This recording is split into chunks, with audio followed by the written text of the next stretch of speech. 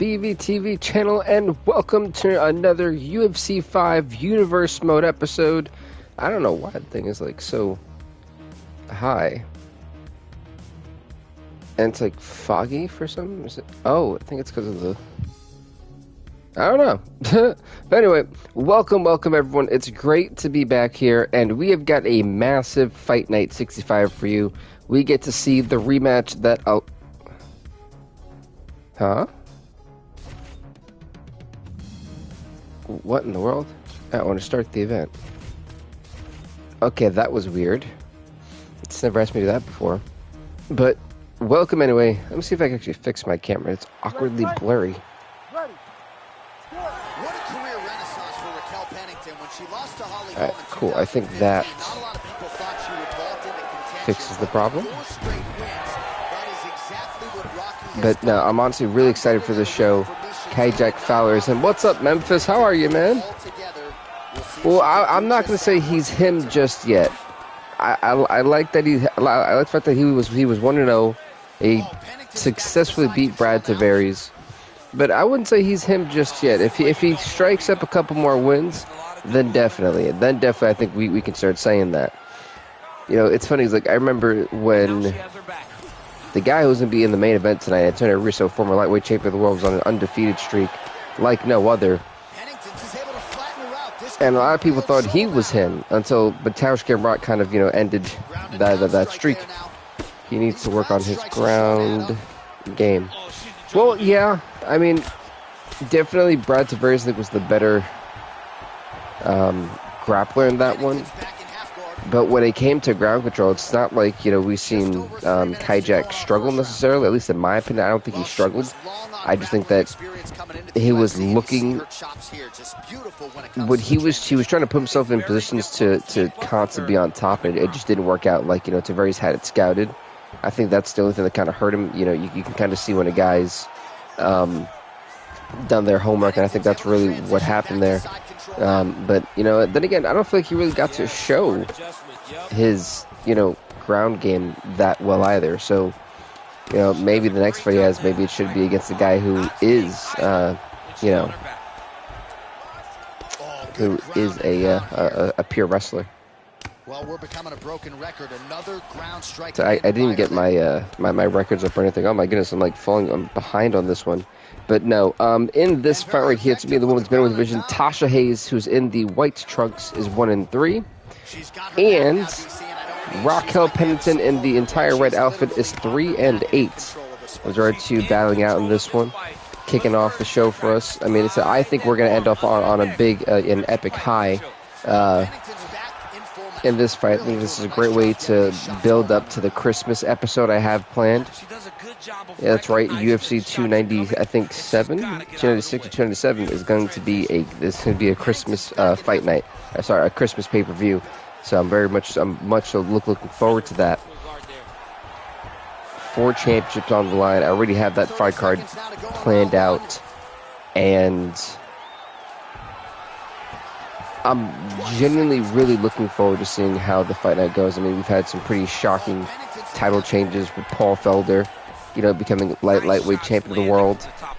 What do you think about what Colby Covington said about Leon's dad? Honestly, it's funny, 'cause I do a sports podcast, and that was one of the debate topics that came up.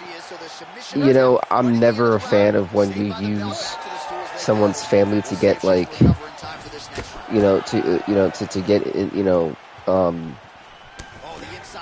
get in the mind of your opponent, or just anyone in general.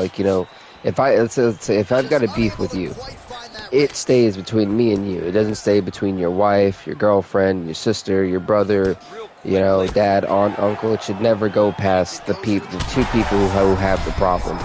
And honestly, that's the problem with people like Colby Covington, is that they take the show business, they take it too seriously. Like, you would have thought he would have learned from what happened to him when he talked about Jorge Masvidal, and he got his jaw broken. Like, this is just a guy who is an absolute clown. I really don't like Colby Covington. I think he's a horrible human being, and some guys, try to be Mr. Macho for show, but when you really look at Colby Covington, you can tell it's not for show. This is who Colby Covington is as a human being. So I think it was absolutely despicable when he just sat there and tried to talk to us. First of all, someone who's dead, and then it just, yeah, it was very distasteful for me. So I was very happy when he lost. Very happy. Let's see, what was that actually? When he said that, I knew he was going to lose. I was hoping the moment it just came out of his mouth, he was, people don't realize karma's real, man, and you reap what you sow. You really do. And he got what he deserved. I was really hoping he knocked him out cold. Unfortunately, we didn't get that. But a win is good enough for me, and I think for Leon Edwards too, beating Colby Covington's pretty bittersweet. What's your thoughts on Insomniac being hacked and leaks? Huh. Hunter, I don't even know who is that. Like a game or like a person? I don't even know who Insomniac is, if I'm being honest. I've never heard of the name, so I can't really speak on it. I mean, it sucks for anyone to get hacked. It's terrible, but hopefully, he didn't lose money or anything like that, or he or she. God nerfed his cardio in that match. Oh yeah, absolutely. But then again, what people don't realize is that, like, when you're away from the fight game for 3 years, it's gonna take a toll. That's why I don't understand why these guys go rush into a title shot. You were away for 3 years. Like, we've seen this with Conor, we've seen it with Colby, and listen. I love Sadiq Yosef. I'm one of Sadiq Yosef's biggest fans. I think the guy's freaking awesome. And even in his fight with Edson Barboza, he was gone for a year plus off an injury. He comes back to a 5-round main event against Edson Barboza, emptied out his entire gas tank in round 1, and then that allowed Edson Barboza to come back and win that fight by decision. I think he actually got it by technical stoppage. This guy I think it was about September I was watching that fight. So, there's just things like that I don't understand why these guys go jump into these title shots when you take so much time away. You're not going to win. Like, there's no way you can condition yourself again. It's different when you're in the sport, and you're actively training. But when you're just training for the fight and you haven't had any training like the last 2-3 years, it was a very bad decision. I know why Dana White did it. It's a moneymaker, but it did nothing for Colby Covington. If anything, I think it even hurt Colby Covington even more because he talked so much trash and couldn't even back it up remotely close. So, but at the same time, once again, congrats to Leon Edwards. I've always said this: good will always triumph over evil, and that was one of the times where that was true. Oh my God, look at this choke. That's why I feel like we have not talked about this fight at all. We introduced who they were, and then they've just been fighting. But hell, it's been one hell of an opening. So this has been one hell of a fight for both of these fighters. Tasha Hayes, who made her debut in the tournament, obviously trying to turn things around. I hope Geoff Neal beats Ian Gary. I don't know why I keep hearing about Ian Gary, and I don't know, believe it or not, I follow mixed martial arts, and Ian Gary has just never been on my radar. I watch UFC every week, and I just don't remember who Ian Gary is. I don't know why I don't. I feel almost bad to ask who this guy is. I genuinely just don't. He's never been relevant enough either for me to know. He's never been interesting enough for me to actually follow. So I don't know who this guy is, and I know who Geoff Neal is, and I'm kind of more than likely always going for Geoff Neal. But this Ian Gary character, I really just don't know. I don't know who he is. It's a nice armbar, though. He's an Irish middleweight trying to follow in Conor's footsteps. Now, it's hard because you look at what Conor did in his first run with the UFC, and he really did take the UFC to new heights. Well, whether you like Conor, whether you don't like Conor, He really did. That being said, first run, Connor, sure, go for it. You know, why not? I think that's a great blueprint to follow. This second run where he's talking about people's wives and it can't back up anything, it just... Yeah, no, it... Oh my god, she won! Tasha Hayes won! Tasha Hayes wins it by decision. They didn't even let us know what the scorecards were. What were the scorecards? Alright, 29-28 unanimous. Tasha Hayes victorious. She is now 2-3. She puts Rocco Pennington to 3-9. Congrats. Pennington was robbed. I don't know about that one. I don't know about that one. That's a hefty claim to make right there. Anyway, folks, next up it is going to be the 0-2 Bo Nickel taking on the 7-9 Uriah Hall. And why isn't my rankings out? It's funny because I had planned everything except for having all of my stuff together. So I've got to pull that up. I keep everything updated on like my computer Word doc, and oh gosh, I think this should be a really good fight. I mean, Bo, you know, Nickel definitely trying to get that first win. 0-2, not really a hot start for him. Uriah Hall, we haven't seen him in a couple months, honestly. So it's great to see Uriah Hall back in the octagon. Is he going to have some ring rust? Will he not? And so far, he's striking. He's keeping some nice pace. Bo Nickel struggling to really get anything going here. So Uriah Hall clearly shown that he... Oh, that was a beautiful roundhouse.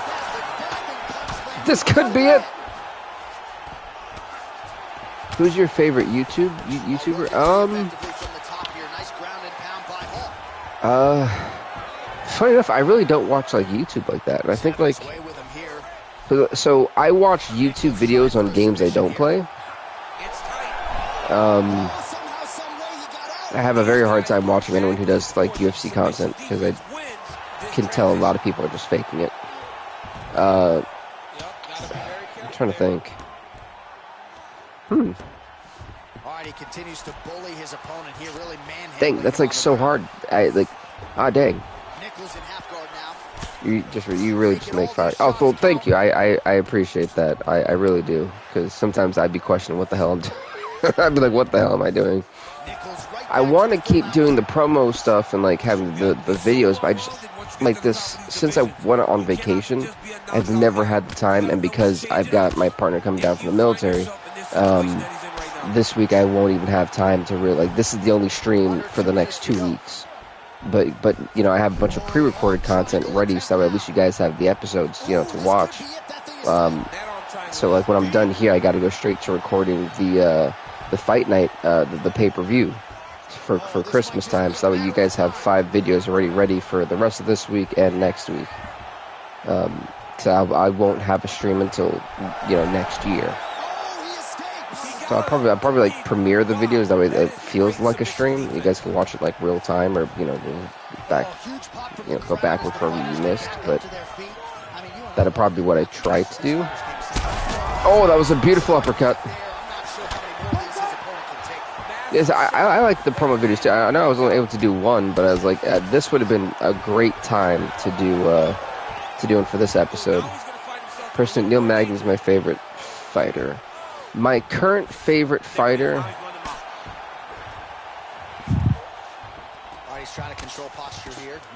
Probably a mix of Kevin Holland, Sadiq Yosef, and honestly Darren Elkins for me. Like, I love Darren Elkins. Like, it's hard for me to hate Darren Elkins. I don't know how anyone hates Darren Elkins, but those are probably like my big 3 right there. At least for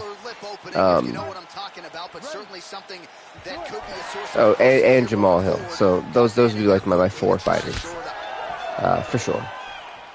I loved it because Darren Elkins, win or lose, has always put on a great fight, and I feel like he gets 0 respect. I love Darren Elkins, man. Like, by far.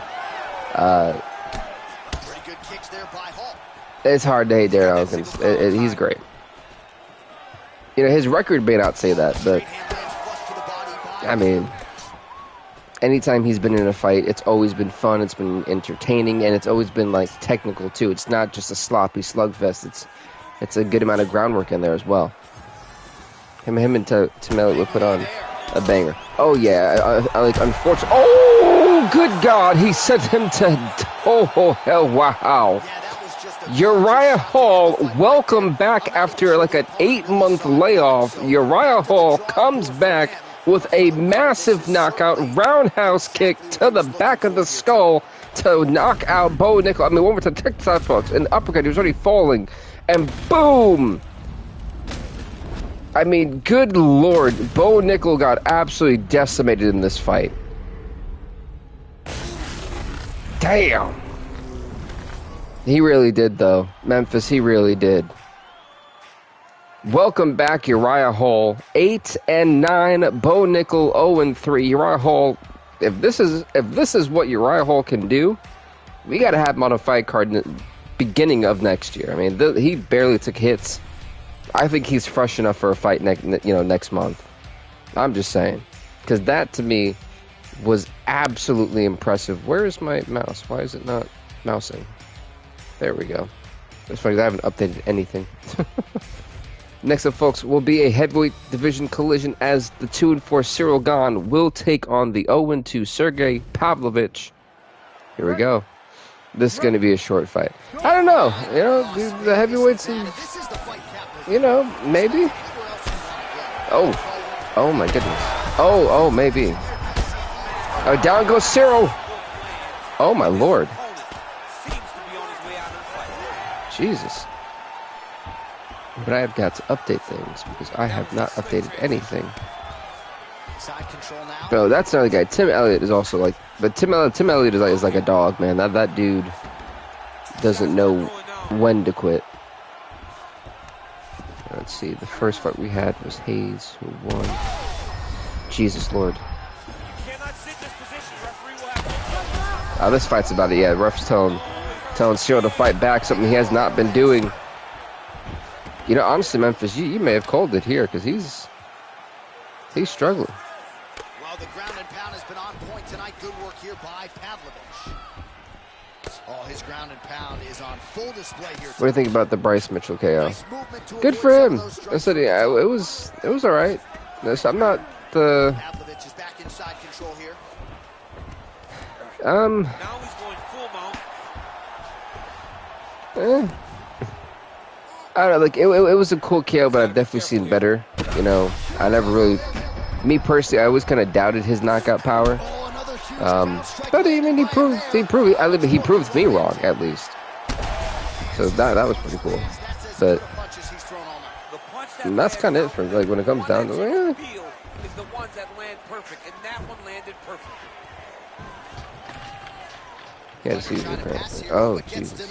Gets denied. Well, great recognition of seeing what your but you know what though, and I really hate to say it, is that, like, unfortunately, this is a sport where when you're taking contact straight to the head, to the brain, you know, to the nerves, to the body. It's a shame that, like, unfortunately, we have to, as you know, people realize that these guys are taking years off of their lives. You know, like, this isn't basketball. You know, this isn't baseball. Like, this is a heavier contact sport than football and soccer are. And these guys are fighting, and they're taking not just 1 or 2 years off their life. Because I guarantee you, for some of these guys like Tony Ferguson, if they were to do a CTE scan, I'm pretty sure half their brain is the equivalent to mashed potatoes. You know, like, I'm serious. Like, it's a scary situation. And I look back at, like, professional wrestling, which I know people say, oh, that's fake. Yes, it's fake, but you can't fake it with a steel chair and things of that nature. It's unfortunate that, you know, some of these guys are taking years off of their lives, and this is another example to where someone gets hit hard enough they can die. They can almost die. They had a seizure, you know. So, unfortunately, it's just the fight game. I hate to say it like that, but it's just the truth.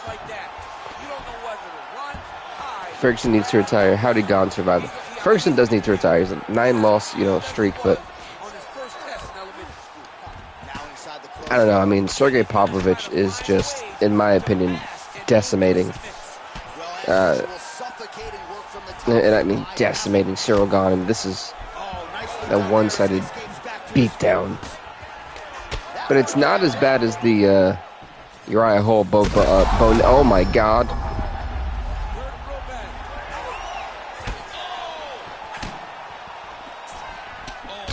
Good Lord. Oh! Sergey Pavlovich finally records a win. Yeah, Sergey's record's kind of bad, I'm not gonna lie to you. Sergey Pavlovich is now 1-2 in the UFC. He put Cyril Gane to 2-5 with one hell of a roaring knockout. I mean, goodness gracious, that was nasty. He flattened him. As far as I'm trying to find the middleweights because I'm trying to update their record. But,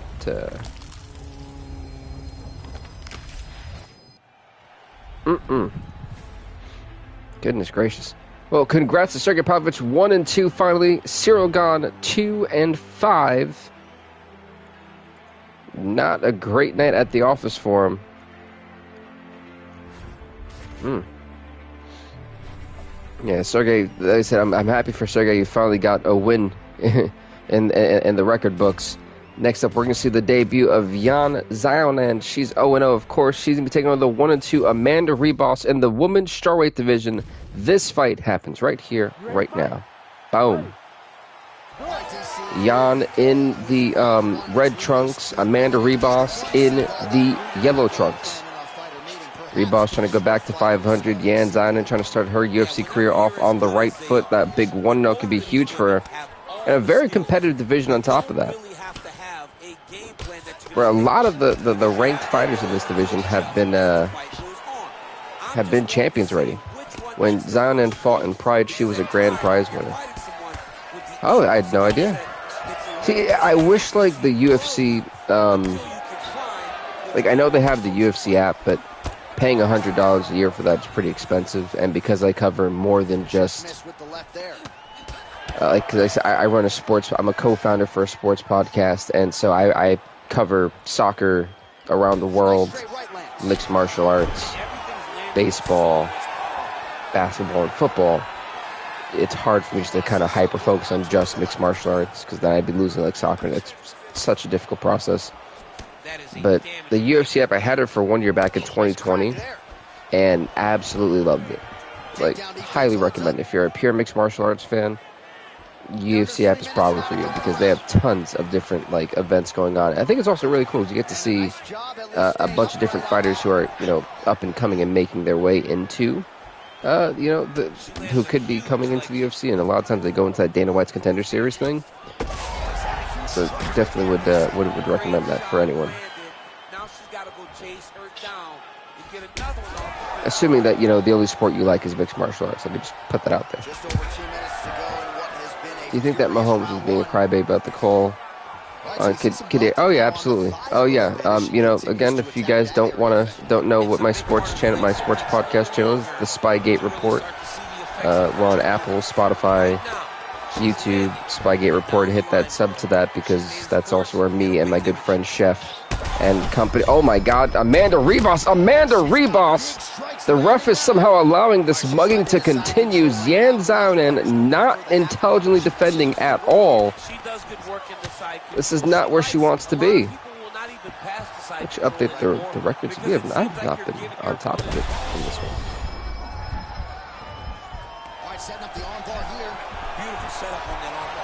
Poor Bo Nickel. Only through. It's getting tight right now, John. Oh, she better tap her. That thing's gonna snap. They should have stopped. They really should have stopped because Yan Xiaonan was not intelligently defending. Oh, she might be tapping. Wow. Amanda Ribas putting on an absolute clinic. How is this fight continuing? A complete mugging in the last 2 minutes of this round. 10-9, Amanda Ribas for sure. There's no way you can score that round for Yan Zhang. I was going to score a 10-9 until that barrage happened. Mario Yamasaki is the ref tonight, clearly, because this fight should have been stopped twice. Oh. Both got the offense going, but now we'll see if one fighter or the other can really take control of what has been a very close fight thus far. Although I do kind of wish that they, had more officials in the game. I don't know why they only kept Herb Dean for every single fight. It's kind of redundant. I liked having the mix of officials because kind of they all officiated differently. I felt like Dan kind of stopped it a little bit early. Herb kind of lets it go. And Yves, just as long as you're getting pummeled, that's all he cares about. She got stopped right in her tracks. Great job by the bottom fighter. So if I'm Yan, going on the ground is not working. The stand-up is not working. She's got to reevaluate things because this ref is eventually going to stop it. Herb's going to eventually stop this, especially if these punches keep landing. He's got to.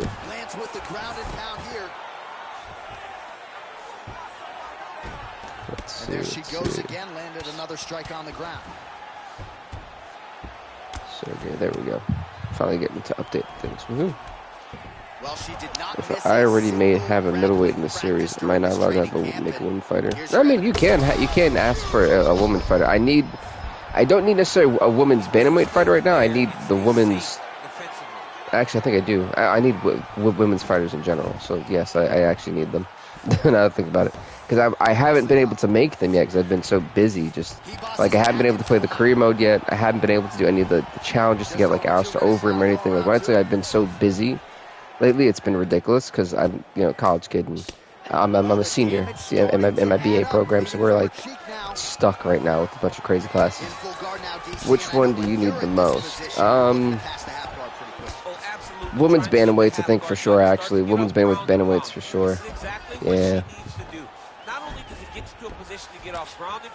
But the best thing I would say is definitely don't put it in this comment section because this comment section disappears, and so you definitely want to put it when I post the next fight schedule, like next week's UFC pay-per-view fight schedule. That way it stays there and I can actually see it and come back to it.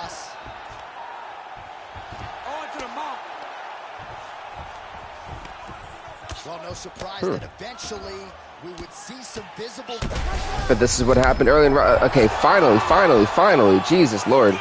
Amanda Ribas, complete domination tonight. She's now 2-2 in the UFC. It's what she was looking for. She makes Yan Xiaonan 0-1. Ribas in the win column. Because this young lady looked amazing. She said she was going to get a finish. She did look amazing. She looked phenomenal. As a matter of fact, she looked unstoppable. Like, in all seriousness, that was a rough fight for Yan Xiaonan. Let's go on to this next fight, shall we?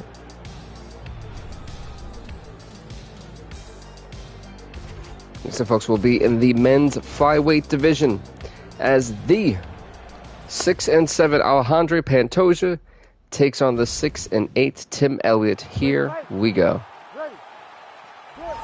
It's funny, we were just talking about Tim Elliott too. And it doesn't matter how much time there is left in the round. Tim Elliott is always going to go for it, whether it's on the feet, in transition, or on the ground. This man is a finisher of the highest order, and remarkably, see, Amanda Ribas, we get her the W there. Johnson, arguably his toughest flyweight title defense. Here he is, still competing and excelling against the very best fighters in the sport. I love Tim Elliott. Tim Elliott's pretty cool. Doesn't get enough credit because he's a flyweight, and the flyweights get no attention ever. But it's pretty darn cool. This guy is so aware. He never leaves anything long to allow for himself to get subs. No, for instance, Alejandro Pantoja trying to finally be, 500. Tim Elliott, constantly kind of been the journeyman trying to get to 500. Both these guys desperately want to take that extra step closer, especially to close out the year. Well, for them at least. I said, I know that, making the change of having, every championship fight, every champion defend their belt every month, to having it, 3 to 4 title defenses per pay-per-view, it's a bit different. I did height, name, fight style, and where she's from, so I need Do I need to put anything else? Fight style, name, where's from. He said that he was very aware of what was brought to the octagon, and it shows in that defense. Race. Definitely race that way now. I don't want to be assuming things. So that's the only thing missing. 2 minutes now to Oh, go. and age. All right, he's got the hooks in, DC, working off of his back. I thought I was about to like clap the head.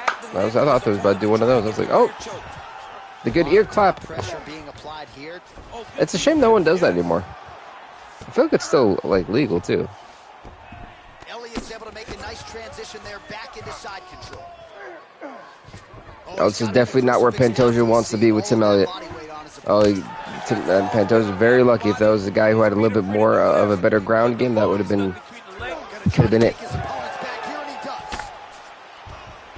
Changing the position. The ground strikes continue to pile up. Well, that was a high-level extended battle on the ground. Now, though, the athletes back to their feet, and no surprise, the crowd this fight's been very evenly matched so far. Round of blood. I'm a bit surprised. It was very hard to get back up after getting taken down. Go for a takedown. Nope. Let's see if we can take advantage of it. Woohoo! Just barely missed that hook.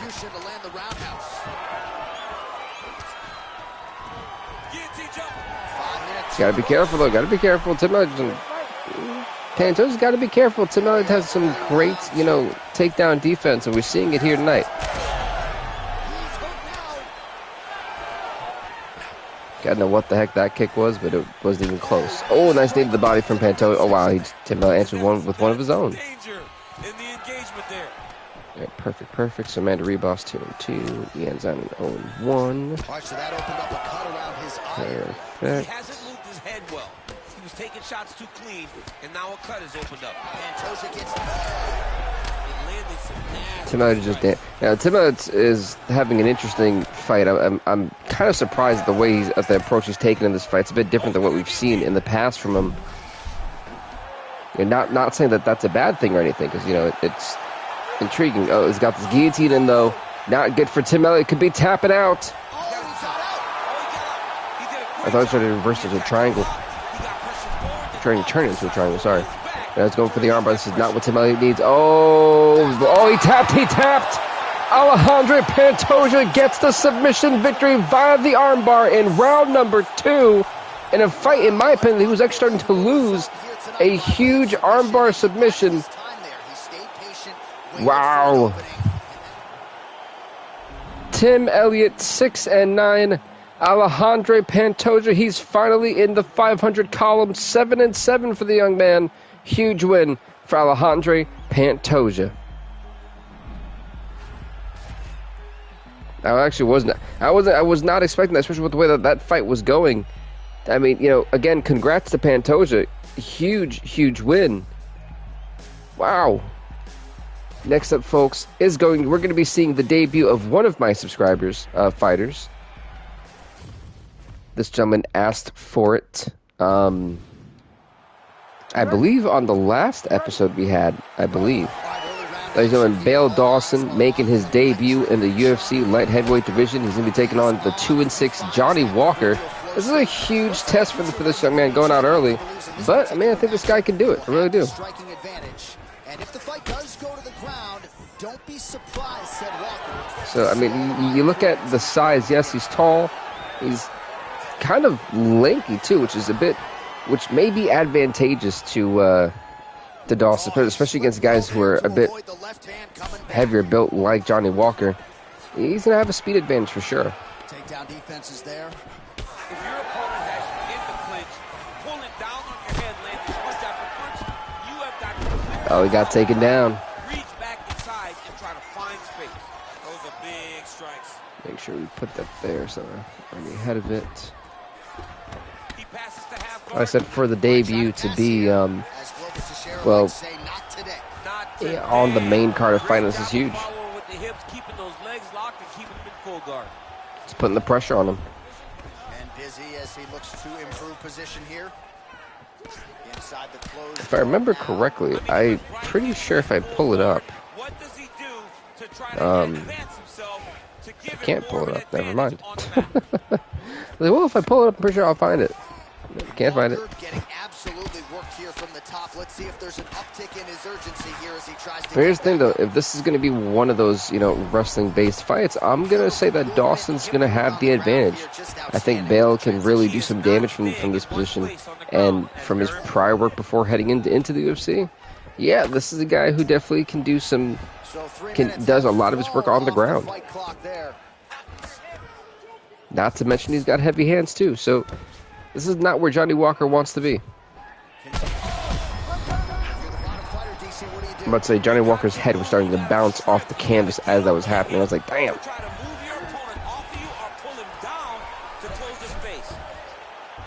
Looks like he's got that arm pin in the triangle now. So he's trying to go for the triangle. If he can get to the other side, this is not where he wants. Uh-oh. Over submission as he bails on the sub. Drops down inside the now closed guard of his opponent. Let's see how patient he is as he attacks a submission or a big ground and pound. He's in the mount. This is not good for Big Johnny Walker. That's for sure. Nice positional control here. Bale Dawson definitely trying to make a statement in this division. In my opinion, the light heavyweight division is one of the most loaded divisions we have in this series so far this year, at least for this game. A division that wasn't doing the most last year really got ramped up, revamped. So Bale Dawson, a win here against Johnny Walker, it's going to be huge for him. Round number 1, I'm going to say that fight goes to Bale Dawson. I think because of ground control time, actually trying, landing some decent shots. Oh, that could be it, though. Johnny Walker caught him. Dawson is rocked. Now, the real question is, how is Dawson going to recover after taking a shot? He's been busted wide open there on that bottom right, I think the bottom right eye. He's got a nasty gash. So perhaps he's going to have to address something defensively. There is a legitimate cut around his eye. Yeah, he got cut on the eye from that last strike. He's got to pay attention now. Yeah, but what we're seeing here is, what I'm seeing a lot is maybe Dawson's striking game is not. All right, so he's got the ground and it's not, that good. Oh my God, his head. Jesus, his head was bouncing like a rag doll.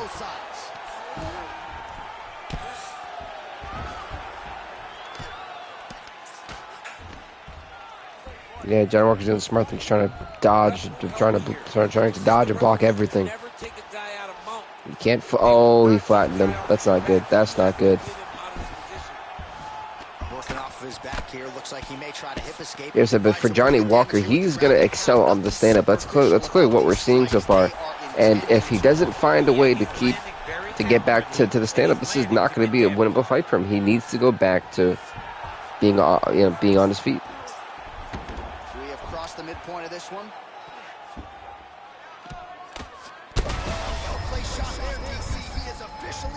Let's say Walker needs to find a way to get up.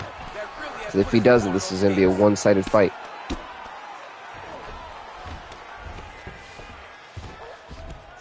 Landing strikes nicely here from top position.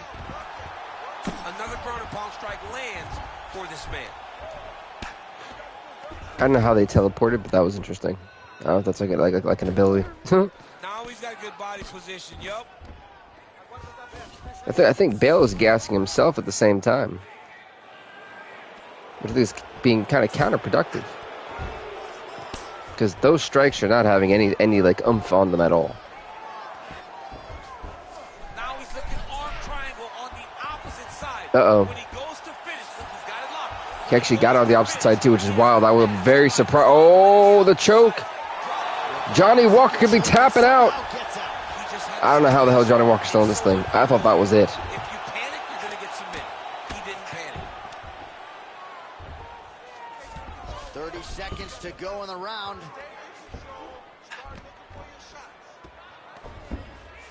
It's in a fight that's been pretty much on the ground. I said the moment it got to stamp, though, Bale Dawson was having problems. Walker's cheek looks like it's cut here, starting to bleed a little bit now. It's a nice elbow. Those last 5 minutes. We're going to the third round, but again, the same issue applies.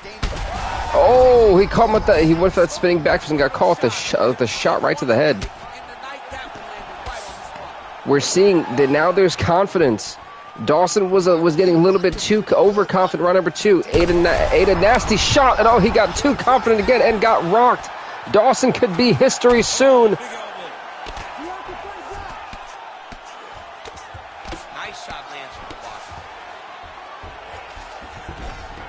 Said Walker needs to find a way to stay. Uh-oh. I was about to say, once again, Bale Dawson had a serious issue to start off the round. And then, that's exactly what Johnny Walker needs. But Walker needs to keep this final step. I don't know why he's trying to wrestle Bale Dawson. It hasn't gone well for him. I was going for the guillotine. Walker said not today.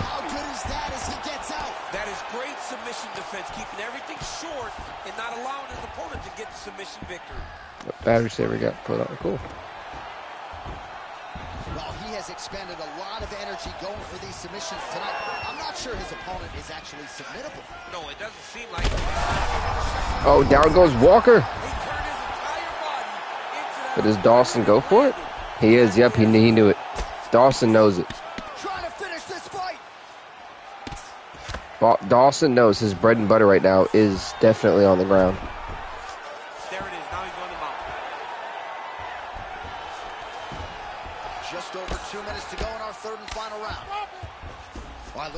So you can tell Dawson's trying to go for a submission finish, or he's trying to make sure that,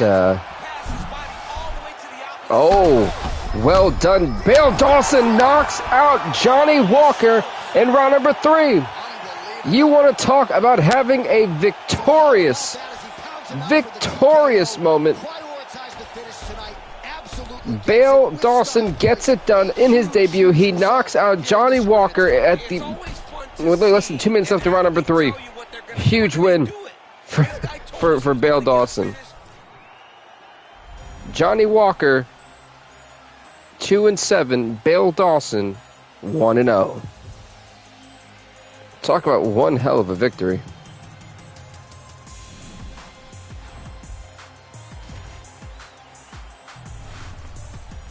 Wow.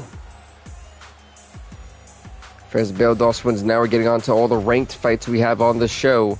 And we're going to the featherweight division as the ranked number 10, the 3-3 Super Sodiq Yosef takes on the 4-4 Diego Sanchez.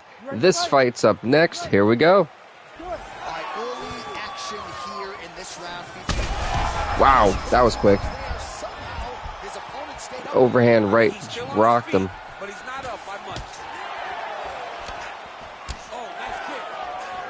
Did Pantoja and Elliott's. Now I gotta go up to light heavyweights, that's right. Let's go up here.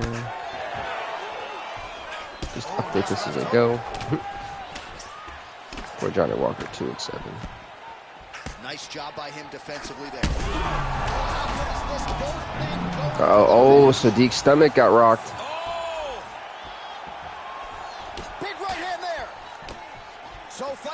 That's definitely not where Sadiq wants to be. He's definitely going to try to figure out a way to escape that danger, that imminent danger. Because now that Diego Sanchez knows, there's a part of the body to target. He's going to fix it on it.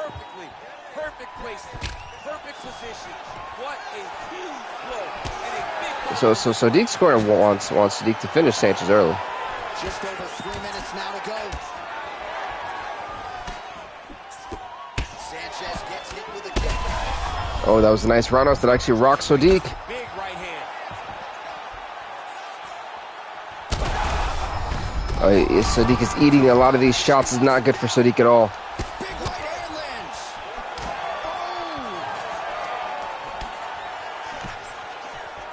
This has been the equivalent to a slugfest. Good lord. Woo-hoo. These guys are going to gas out. They're going to gas out. You hear the crowd react every time they come together because they understand the power that these guys. The thing is, what happened to Sadiq's abdominal? Is that a broken rib or something? Because that first knee that really did a lot of damage It lingered for a very long time. That second knee that he just hit, he kind of felt it.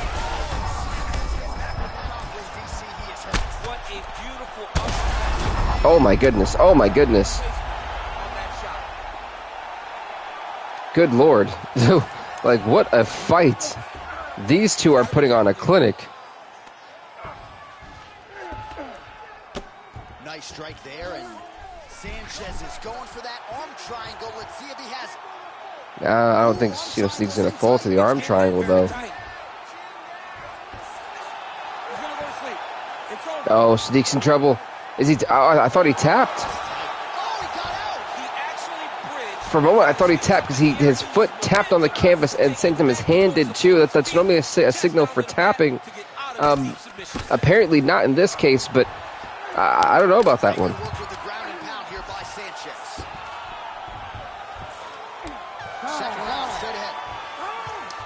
For me, that was a very questionable moment. Back to the stool, cut man is in, should be able to shut that cut and prevent it from becoming an issue moving forward, but of course as soon as he gets struck in that next round, it feels Jesus. Said round number 2 of what's been an absolute war. All right, so now blood is a factor. You see that he has been opened up in that eye area. Yeah, he's got hit in the eye, and now there's a cut. But it's nothing to worry about too much now. But he's got to be very careful with it as we go forward. Oh, Jesus Lord.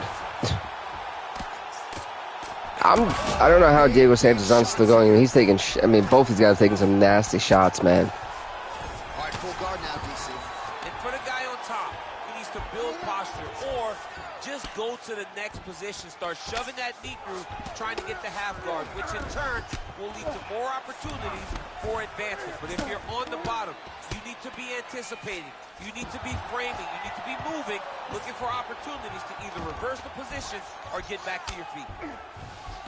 Yeah, but what we're seeing is, honestly, if I'm Sadiq, I keep it on the stand-up. I think I'm doing a better job on the stand-up.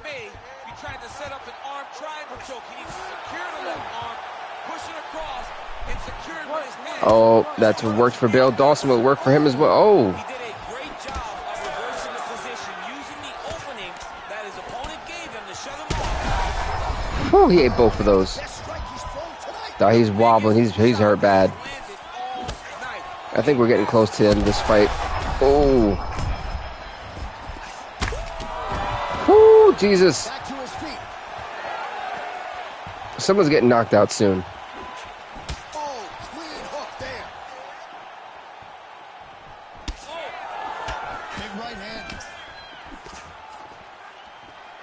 Like I said, we're not getting to the third round of this fight. Oh! Diego Sanchez knocks out Sodiq Yosef in round number 2.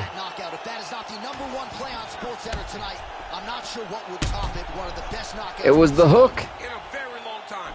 I have not seen someone look this good. He promised us something, and he delivered with that beautiful knockout. Sodiq Yosef no longer ranked. He's 3-4. Diego Sanchez 5-4.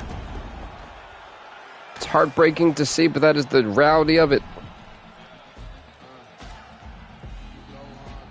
Congrats to Diego Sanchez on a big win. And we go on to the next fight of the night, which I think is going to be, was it the middleweight, the welterweights I think are up next, actually. Yeah. Speaking about Leon Edwards, rank number 8, the 7-6 Leon Edwards takes on rank number 6 former welterweight champion, the 11-9 Mickey Gall. Fight. Early round action here featuring the perennial welterweight contender Leon Rocky Edwards figures to have a decided striking advantage in this matchup. He believes his jab is going to be kind of intrigued to see what this fight's going to offer. Here tonight, and every MMA round begins on the feet. No different here.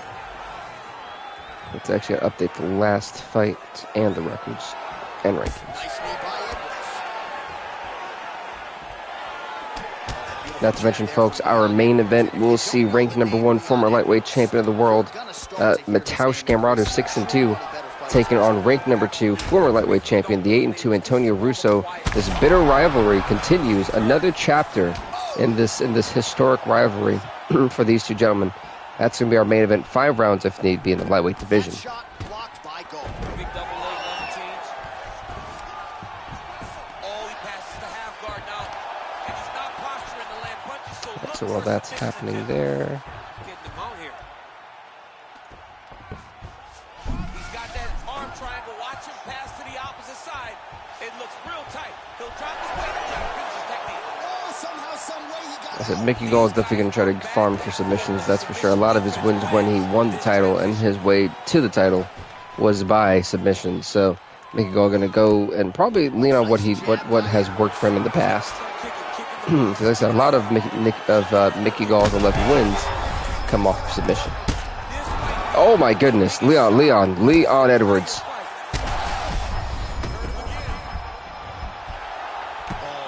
Wow. Mickey Gall is getting steamrolled right now. He continues to manhandle him here on the ground. Look at that. Recognizing he's about to lose a position. All right, has the guard closed here. Edwards trying to make some of these ground strikes count. Big ground and pound. All right, feet on the hips here.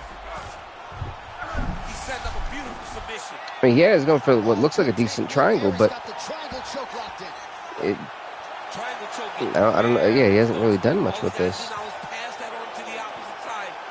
And Leon's doing the smart thing, make sure he doesn't get caught in it. Or caught too deep in it. Oh, look at the strength! Power bombing him down on the floor. Goodness gracious. I mean, great physicality by this youngster. And just when you thought he might get submitted, instead he turns defense into offense. Yeah, Leon ever said, not today. Not today, baby, not today. Oh, looks like he's got the submission. Now Leon going for his own submission. Now I'm not too sure that Mickey Gall is going to fall for that, but it was worth a shot. What a fight so far. All right, so the round is over, but not before damage was done. Cut on the cheek, sustained in that round. Ready to fight. Fight. In there quickly as usual to try to seal it up. Round 2 underway. Let's go for that nasty front kick. Oh, nice straight there by Gall. Oh. Fighters separate from the clinch. Said Mickey Gall, if he loses this fight, we're going to have to start looking at the fall from grace for Mickey, because he hasn't really had that great of a run as of late.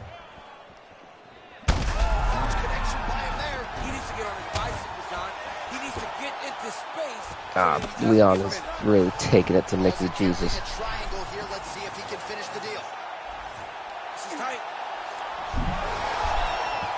Yeah, it's again, Leon's not really struggling in Mickey Gall's submissions at all.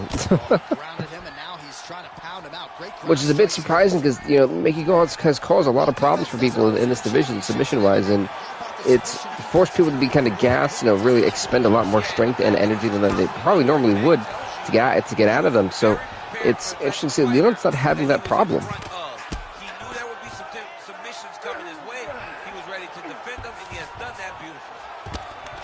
Beautiful strike there as he continues to attack that cut. Cutman's going to have some work. Like I said, I just woke up not too long ago, so I'm still waking up as it is. And they are going to leave him right now because this cut is getting worse, and it's only going to continue to get worse because you see the cuts. It's pretty. Oh, jeez, it's pretty gnarly. But in this type of position, this is where Leon, I feel, isn't really doing a lot in. Generally speaking, on the stand-up, he was doing a lot better. Yes, he's getting these submissions, but nothing's really happening with them. I mean, you see he's probably trying to use them to get into a better position, but Mickey Gall's not allowed to happen. So, for me, it just doesn't make sense of why he wants to be on the ground. Right into side control, DC. This is where you want to be now because you get to make your opponent decide. If they try to turn back into you, you can attack guillotine. If they turn away to try to get to your knees, you throw your hooks in and you got all your rear choke submissions.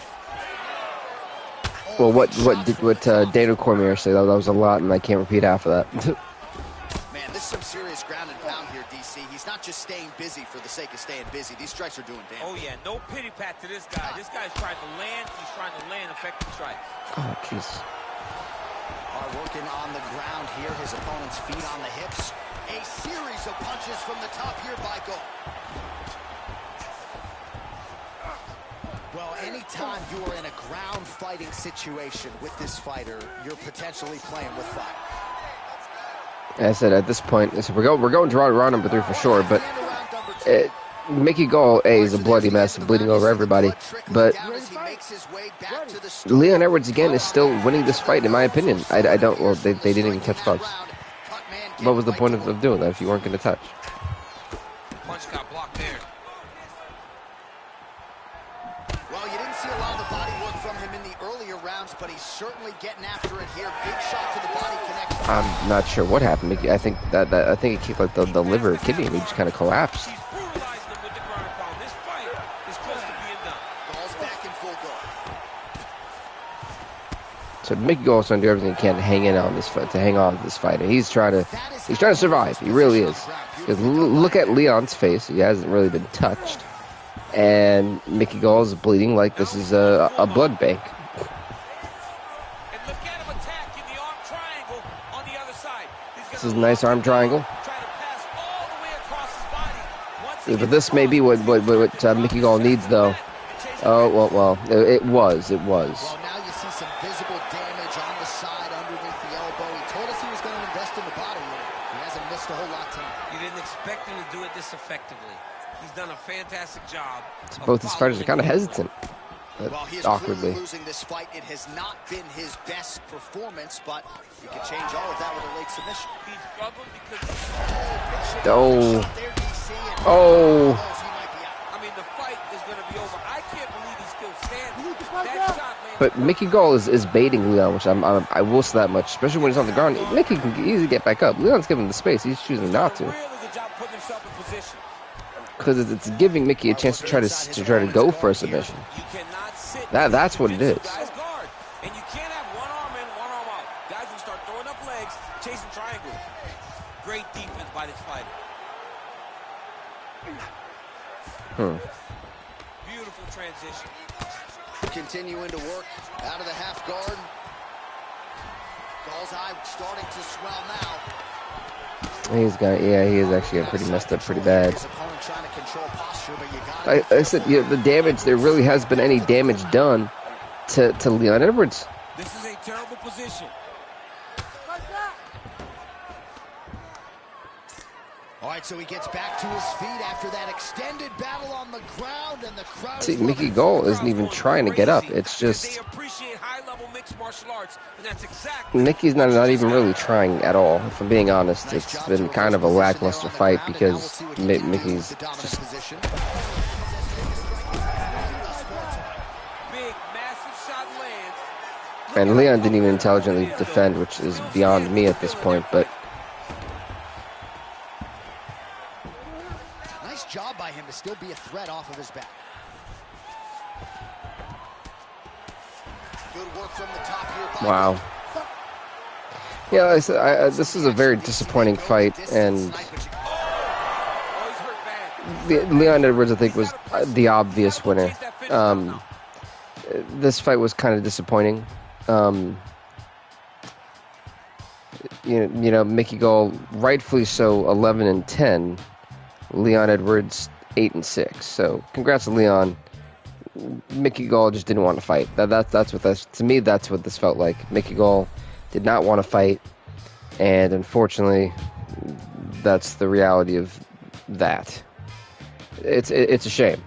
It really is. But next up is going to be a fight that's definitely going to be really fun. The men's bantamweight division is on display as ranked number 3, Merab Dvalishvili, who's 4-2, former champ, takes on the ranked number 4, the 13-11, Cody Garbrandt. Here we go. Fight. This should be interesting. And following this, will actually be the women's flyweights, and then the main event, that bitter rivalry that everyone wants to see in the flyweight division.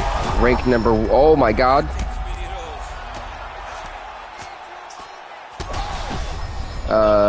Merab is hurt. Hurting bad. Cody Garbrandt rocked Merab early. Not today. No, it ain't happening. Good job understanding the transitions. Garbrandt's got the full mount.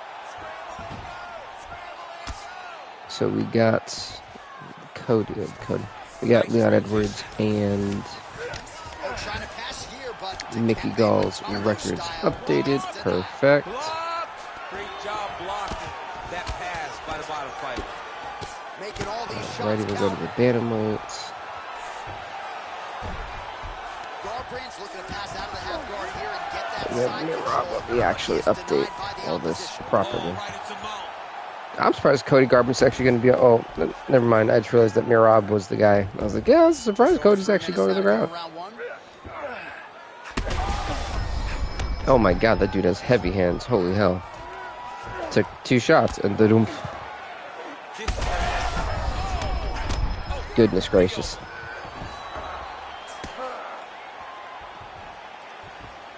Might be able to hook onto an arm here. Oh, he's got the arm in tight. That is not. If Garbrandt lets go of the arm, it's over. Oh, Cody's not going to tap. Cody's not going to tap, yeah. Let's say Cody should not be tapping.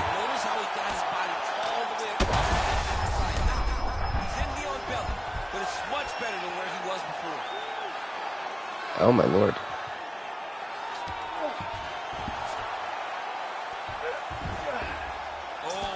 Pretty good head movement.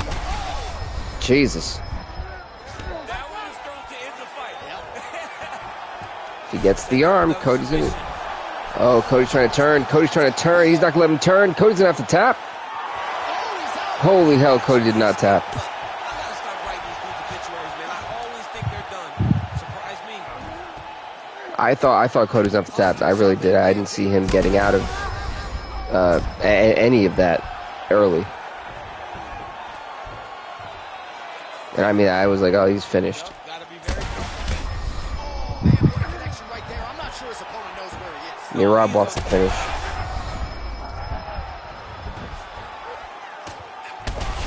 Because he is just, I mean, pummeling Cody Garbrandt. Final seconds of round 1.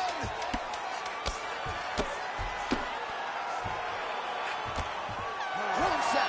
Woo! Round 1. Heading back to the corner now after that round. Wallace Willie's got a real Ready to fight. significant cut above Fight. the cut man can stop the bleeding. Watch for him to set up that hook again now. Damn, he's Superman. Cody's gonna be.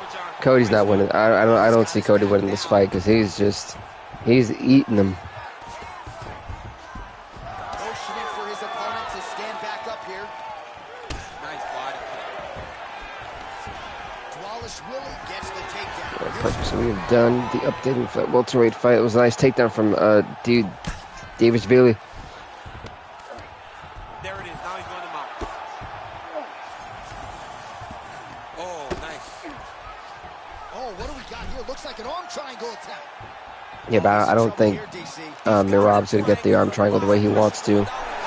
Exactly. Cody had his hands clasped. He knew what he was doing. Wow, that is great submission defense. Finally, Cody Garbrandt, what he needs is to do well in the stand-up. Finally can do that. A sneaky head kick. He did not recognize it was coming high. And now he's down to hurt bad. So now that was smart stuff. Takedowns. Well, he tried to stop the takedowns. I think that's a better term. Given how things were playing out on the feet. Oh, he's got the ground and pound going now. Oh, and there's another ground strike for good measure. Getting him on here. Wallace Willie's looking for an arm bar. He's going for the armbar. Oh, why does he keep trying to... Cody keeps trying to turn, and it's going to wind up costing him eventually.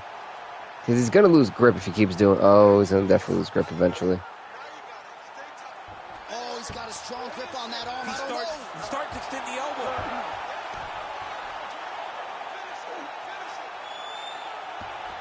You hear him say turn over? Oh, he got it. It's over. Mirab Davis really taps out Cody Garbrandt in round number 2. A huge win for Mirab. This is definitely not what Cody wanted. But unfortunately for him, he's tapping out. Big win for Mirab. Mirab is now 5-2 He puts Cody Garbrandt to 13-12.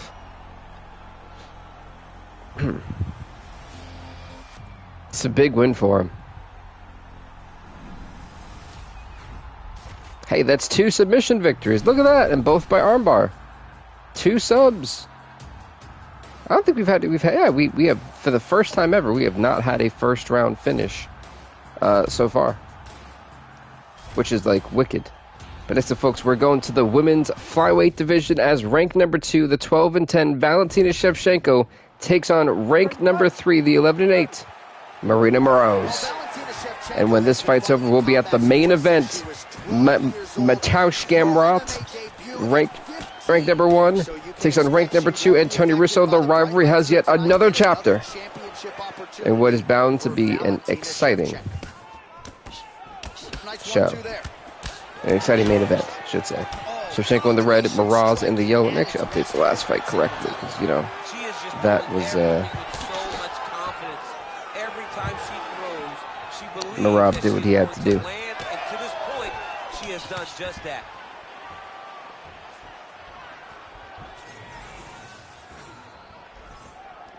All right, team. Got that there. Great commitment to the kicking game. Shevchenko gets the single leg takedown. Way to kick her off and try to get some space to get up. Because in my opinion, from Moroz, that was a huge, huge win. Jesus. Man, look at her handiwork there. Beautiful straight punch, and now her opponent's firmly on the ropes. But she can't take victory now. She has to react. She has to go chase the finish. Beautiful. Under 3 minutes now to go. And Taking all this here. All right, so she's able to work her way back to her feet now. Oh, massive kick lands flush. Whoa! She's hurt real bad. Oh my. Oh, I didn't even finish. I didn't get to finish. They both went for roundhouse kicks. And Valentina Shevchenko said, "I'm winning this fight, honey. Thank you very much." Holy hell. Valentina Shevchenko just knocked the literal snot, the soul left Marina. I mean, one more time. The soul of Marina Moroz left her body as soon as that kick connected. Valentina Shevchenko with more than likely the knockout of the night. Goodness gracious. Valentina Shevchenko 13-10, Marina Moroz 11-9, a huge win for Valentina. And folks, we're going on to the main event. That's right, it's main event time. The bitter rivalry has yet another chapter as we head on to the lightweight division, as we see ranked number 1 Matuez Gamrot taking on ranked number 2 Antonio Russo. Matuez Gamrot comes in at a 6-2 record, former champion, by the way, I think 2-time champion at this point. And Antonio Russo, former 1-time champion. It's interesting because both of Antonio Russo's losses come from Matuez Gamrot. One in the lightweight championship tournament, and one at the end when Russo was champion. It was Gamrot who ended the streak. For many people, wait a minute. That is a huge stoppage. Then again, you know, Russo not much of a ground wrestler. This is Gamrot's forte. This may have been a mistake. So I've got to update 2 things now. Jesus. All right, well, he's got him softened up here. Cody's going to get dropped all the way down. That rear naked choke is tight. Oh, that was deep, but he got out. That was beautiful submission defense by this guy. And now he reverses position. Wow. Trying to pass the guard here, but a nice job by the Apologies if you hear all the clicking. That's me trying to put everyone where they need to go, because, good lord, when you update these rankings, they're just so much work. Take it back to the days of guys like Mark Coleman, just beating people up in the ground and pound. I remember Mark Coleman. Oh my God. Very fun to watch. Yeah, the Godfather would be proud. We'll see if he postures up and can get some of his ground strikes going here. Perfect. So the men's bantamweights are good. Meanwhile, he is out. How good is men's minute rankings are great. And then was the women's strawweights we have to do too. Blood figures to start to trickle down. Could compromise his vision here moving forward. Champ, these submission setups aren't that bad, but he keeps getting denied. Yeah, because he's not panicking. He's taking his time. He knows what to do whenever something is. That's it's like it's funny. It's like as I'm updating this, I'm just trying to watch a guy comfortable even when he's under attack. make sure I got everything going.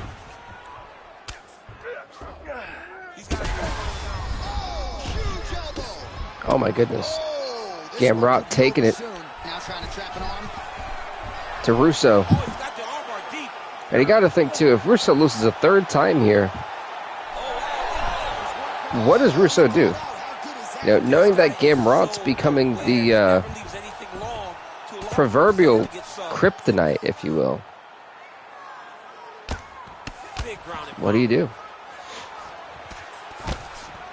Well, we'll see who has the edge here as they get back to their feet after a pretty engaged battle there on the ground. And both of these guys should feel pretty satisfied because they both had their moments and they both showed true skill on the ground. Actually, I can actually move those down right now. No, and he needs to start looking to finish now because he's got his opponent hurt very bad. Oops. Perfect. Alright, so we have updated the rankings, woohoo, which is like epic because that was heavily needed. And that means I'm on track with everything, at least up until this fight. Matuez Gamrot, where Russo excels in, is on the stand-up. So if Russo starts struggling on the stand-up, this is going to be Gamrot's game. Something Antonio Russo realistically can't afford to happen. You got to think too, if Gamrot's the guy who he just can't beat, what happens next for Antonio Russo? Because clearly maybe the lightweight division,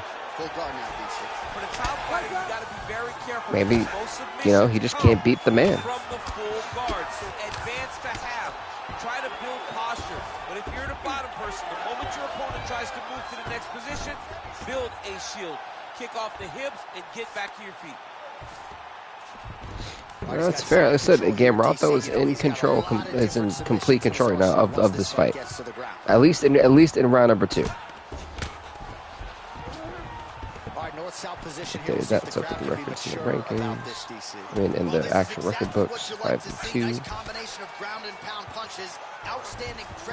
Where's Cody? There we go. Damn, Cody's been a 3-time bantamweight champ. I just realized that was pretty cool. Oh my goodness. Antonio Russo is falling apart. It just seems that Matuez Gamrot may just be the better fighter. Is the hype train, you know, falling apart for Antonio Russo?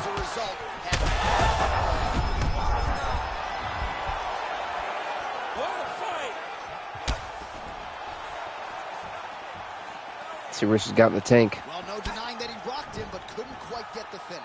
He hurt him real bad, but he couldn't find the shot that would put him to sleep. He threw a lot of punches, but he couldn't get the one to land. No, 13 and 10. Excellent. Okay, perfect. Perfect. So I'm actually up to date with everything, which is hallelujah. Which never happens. Oh, tense moment here. That arm triangle's tight. Click on him, and boom. All right, back in the ball game. There we go. Hallelujah. We have updated everything.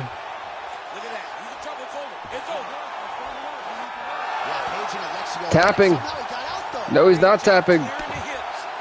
Funny how that just happened. I was like, oh my god, the audio. Let's go to my TV. All right, so look at that. A cut has been opened around that eye area. He's taking shots over and over again to that area. I just hope you guys can still hear me. That's the starting. 2 rounds in the books. He's gonna tag off on here. Ooh, arms in tight. All right, so that's the end of the round. I mean, we're going to round number 3 again, but it just seems that Matuez Gamrot's just got this fight. I mean, in my opinion, I hate to say it. I know we've got some Antonio Russo fans up there, but he has not been able to put anything together, and he'd start trying to do that. Oh, that was a beauty. That could be it. This could be exactly what he needs. He needs to get away from the ground. Get away from the ground. Close guard here. He's very comfortable here working off his back. Problem is, this guy's a boxer, not a wrestler. He needs to stay away from the ground with a guy like this. Right inside his opponent's guard here, DC. You don't want to play around here too long. No, you got to either have 2 hands in or 2 hands out, or guys start to attack triangle.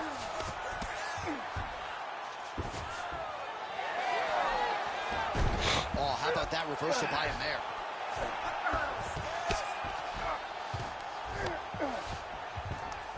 So I think with the way that Matuez Gamrot's been able to keep the fight on the ground for quite a while in this fight, it's going to show up in round number 4 if we get there.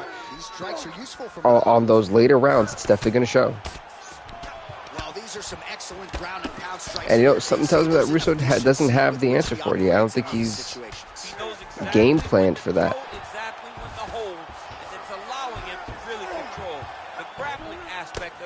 There's a song there, right? Know when to hold him, know when to fold him. Yep, absolutely. WWE Raw versus SmackDown 2008. Hey, what's up, Jinu?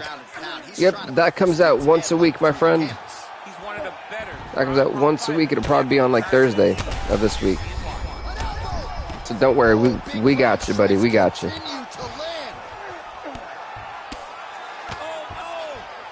Going for the armbar. Oh! This is not looking good for it. Again, this is not a great spot to be in if you're Antonio Russo was able to escape. If I'm Antonio Russo, get away from the ground game. It's literally your weakness. GM mode. Yeah. Jenna, we have it coming out on Thursday, buddy. On Thursday, another episode will be, Oh, hello! Matuez Gamrot knocks out Antonio Russo in round number 3. Yes, Thursday. Yes, buddy. Thursday, we will have that episode for you. Don't worry. Goodness gracious. Antonio Russo gets knocked out in the main event against Matuez Gamrot once again. We send it inside the octagon. Bruce Buffer has your official decision.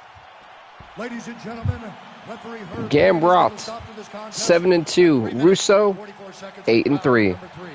Declaring the winner by knockout, Matuez Gamrot. Gamrot wins this main event fight. Congrats to Matuez Gamrot on an epic freaking victory. And folks, we've got one final part of the stream. You know what that means. It's the awards. Let's get to it. How do you unlock legends? In SmackDown vs. Raw 2008, you have to follow through. There's the Hall of Fame mode. You have to go through the Hall of Fame challenges, and one by one, you'll be able to unlock the legends. And also do career mode so you can purchase the other ones. Like there's a career store mode you can do that'll unlock, or give you the ability to unlock them through paying for them. So fight of the night for me. Fight of the night for me has to be Sadiq Yosef and Diego Sanchez. That fight was awesome. Literally, fight was epic. Performance of the night knockout though, that's gonna go to Shevchenko. And performance of the night submission, because we had 2, I'm gonna give them both to Pantoja and Divashvili. No problem, Junior Man, anytime. And so with that being said, everybody, we will see. I will have my next live stream in 2024. The rest of the episodes that you're going to have, including next week's pay-per-view, is going to be a premiered episode. So that means it'll be already recorded. Same thing with SmackDown vs. Raw and college football. So that being said, everybody, please do leave a like, leave a comment. Happy holidays, Merry Christmas, Happy Kwanzaa, all the above. Subscribe to the BVTV gaming channel. We will see you guys next time. Stay off the leg, everybody. Peace out.